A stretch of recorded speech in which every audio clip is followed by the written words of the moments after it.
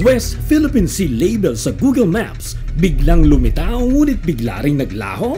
It's time, solid archers. Welcome to Archlight, kung saan asintado ang bawat kaalaman. Bigla itong lumitaw at bigla ring nawala. Noong April 2025, ikinatuwa ng ilang Pilipino, lalo na ng mga sumusuporta sa administrasyon, ang bigla ang paglabas ng label na West Philippine Sea sa Google Maps. Pero ilang araw lang ang lumipas, naglaho ito. Ngunit May 1, 2025, muli na naman itong nagpakita. Ano nga ba ang kwento sa likod ng West Philippine Sea at bakit hindi ito permanenteng makikita sa mga international maps? Noong 1500s, pinangalanan ni Ferdinand Magellan ang Pacific Ocean mula sa salitang Latin na ang ibig sabihin ay mapayapang dagat. Noong 1909, tinawag ng mga Portuguese navigators ang bahagi ng karagatang ito bilang China Sea dahil ito ang ruta patungong China. Sa 1930s, formal nang tinawag ng international community na South China Sea ang dagat na ito upang ihiwalay ito mula sa East China Sea. Sa China, tinatawag nila ito bilang Nanhai o South Sea. Sa Vietnam, Bien Dong o East Sea.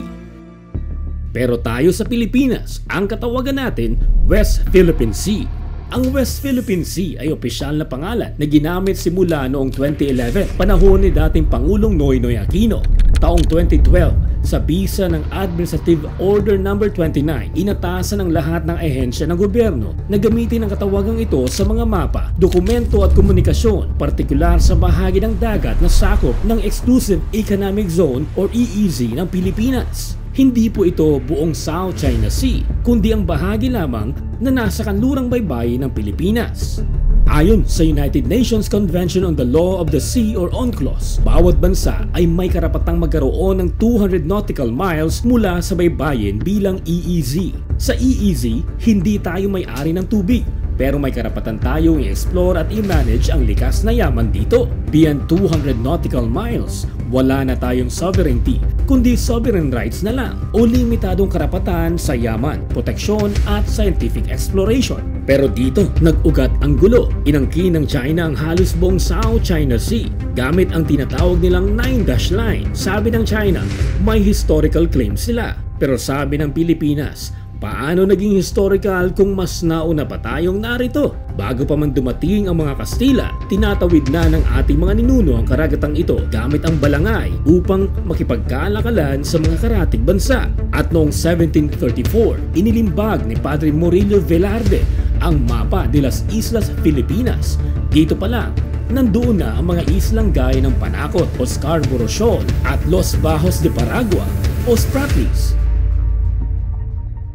Noong 2016, pinabura ng International Tribunal sa The Hague ang Pilipinas. Sinabi ng korte na walang legal na basihan ang 9-dash line claim ng China. Ngunit tumanggi ang China na kilalanin ang desisyon kahit ito'y bahagi rin ng UNCLOS. So, balik tayo sa issue ngayon. Bakit nga ba nawala ang label na West Philippine Sea sa Google Maps at bigla na lang bumalik?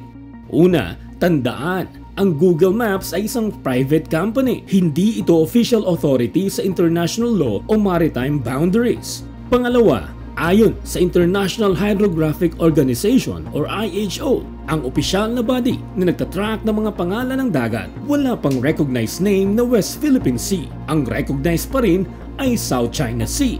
Kaya kahit ilagay ng Pilipinas sa sarili nitong mga mapa ang katawagang West Philippine Sea, hindi ito otomatikong mare-recognize globally. At kung magpapalit man ng pangalan sa IHO, mahabang proseso ito, maaaring abuti ng dekada bago maaprubahan. Kaya ngayon, ang tanong, paano natin ipaglalaban ang karapatan sa West Philippine Sea?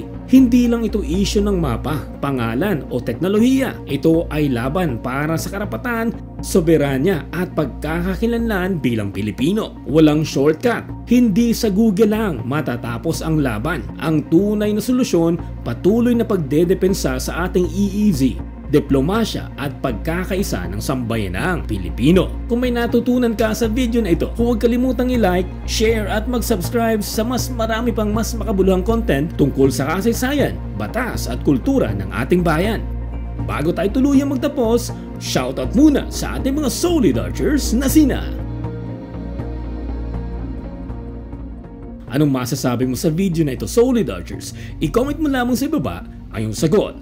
Hanggang sa susunod, it's time